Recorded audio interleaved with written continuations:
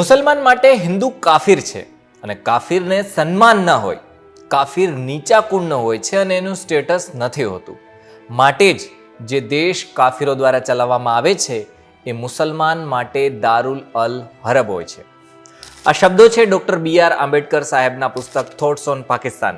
આજે symbol of knowledge બાબા સાહેબની જન્મ જયંતિ છે, તો એમના વિશે જ વાત કરવી છે. પણ આ વાત છે એ બાબા સાહેબ આંબેડકરની નથી. આ વાત છે મુસલમાન ભાઈ અને પાકિસ્તાન વિશે બાબા સાહેબ આંબેડકર શું માનતા હતા, એમના શું મંતવ્યો હતા, એમના વિચારોની આજે વાત કરવી છે. નમસ્કાર, વાઇબ્સ ઓફ ઇન્ડિયા સાથે હું સમીર. 1941માં ડૉક્ટર બાબા સાહેબ આંબેડકરે એક પુસ્તક લખી હતી જેનું નામ છે થોટ્સ ઓન પાકિસ્તાન. ગુજરાતીમાં એને આપણે કહીએ તો પાકિસ્તાન પર બાબા સાહેબના વિચારો શું હતા એ. ત્યારે પાકિસ્તાન બનવા માટેની મોહમ્મદ અલી જીણાની જે જીદ હતી એ શરૂ થઈ ગઈ હતી. દેશના બૌદ્ધિક લોકોને સમજાવવા લાગ્યું હતું કે મુસલમાન ભાઈઓ માટે અલગથી એક દેશ બનવાનો છે. આ સમયે બૌદ્ધિકોએ લખવા માંડ્યું હતું કે ભારતના ટુકડા થશે તો પછી શું થશે.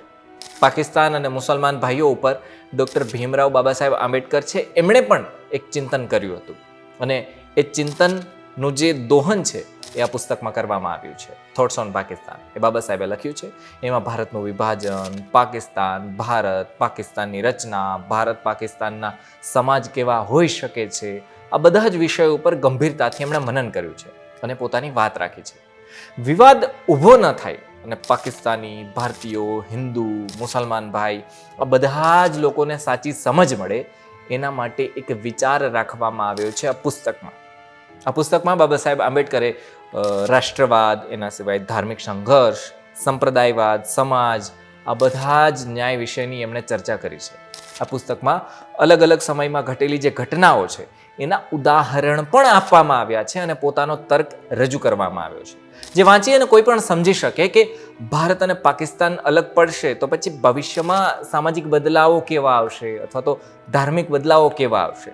ડૉક્ટર બાબા સાહેબ આંબેડકર છે એમણે આ પુસ્તકમાં એક તાર્કિક દ્રષ્ટિકોણથી પોતાના વિચારો રાખ્યા છે, જેથી બધા જ લોકો સમજી શકે કે પછી શું થશે. આંબેડકરની પાકિસ્તાન પર રાય જો આપણે જોઈએ તો બહુરૂપી હતી. બહુરૂપી એટલે બાબા સાહેબે અલગ અલગ દ્રષ્ટિકોણથી પાકિસ્તાનને સમજાવ્યું હતું કે પાકિસ્તાન શું છે અને શું હોઈ શકે છે. બાબા સાહેબ આંબેડકર પાકિસ્તાન બને એ મતના હતા, કારણ કે એમનું માનવું હતું કે મુસ્લિમ છે હિન્દુથી અલગ છે અને એમના પોતાના જે ધાર્મિક વિચારો છે એ પણ અલગ છે અને એમના માટે એમને અલગ જે જમીન છે એ મળવી જોઈએ. પણ મુસ્લિમ લીગ છે એને લઈ અને બાબા સાહેબના વિચારો એકદમ અલગ હતા. બાબા સાહેબનું માનવું હતું કે મુસ્લિમ લીગનું માળખું છે ભારતના ટુકડા કરી રહ્યું છે. બાબા સાહેબ આંબેડકરની એ વાતની પણ ચિંતા હતી કે પાકિસ્તાનમાં મુસ્લિમો જો વધારે માત્રામાં હશે તો ત્યાં કોઈ માઇનોરિટીમાં પણ હશે ને, એમની સાથે કેવું વર્તન કરવામાં આવશે અને એમને કેવી તકલીફ પડી શકે છે. કારણ કે બાબા સાહેબે આ તબક્કામાંથી આવતા હતા જેમણે હજારો વર્ષોથી યાતનાઓ છે એ સહી હતી. એટલા માટે એમણે આ પરિપ્રેક્ષ પણ રાખ્યો છે, બધા પરિપ્રેક્ષ રાખ્યા છે. આ પુસ્તકમાં બાબા સાહેબ આંબેડકરે જે મુસલમાન ભાઈઓ છે એમને ભારત માટે કરાયેલા કામ, એમના યોગદાન એના વિશે પણ ચર્ચા કરી છે. હિન્દુ સમાજ શું છે, વીર સાવરકર વિશે પણ એમણે ચર્ચા કરી છે અને સમાજમાં રહેલી બદીઓ છે મુસ્લિમ સમાજની એની પણ વાત કરી છે. એમણે કહ્યું છે કે મુસ્લિમ સમાજો રૂઢિવાદી વિચારધારા રાખશે ને તો સમાજનું ઉત્થાન નહીં થાય ક્યારેય. બાબા સાહેબે પાકિસ્તાન બનાવતા જે સમર્થનમાં છે એમણે પોતાની વાત રાખી હતી કે પાકિસ્તાન બનવું જોઈએ, પણ બીજા તર્કોમાં એમણે એમ પણ કહ્યું હતું કે મુસ્લિમ સમાજને અમુક સામાજિક સુધાર તો કરવા જ પડશે. ખાલી ધર્મના આધાર ઉપર એક અલગ દેશ બનાવી દેવો આ તો બિલકુલ યોગ્ય નથી. થોટ્સ ઓન પાકિસ્તાન પુસ્તક છે એ બાબા સાહેબ આંબેડકરના સામાજિક બદલાવ, રાજકીય તત્વો અને સામાજિક એકતાઓ વિશેના મુદ્દાઓને વિસ્તારથી સમજાવતું એક પુસ્તક છે.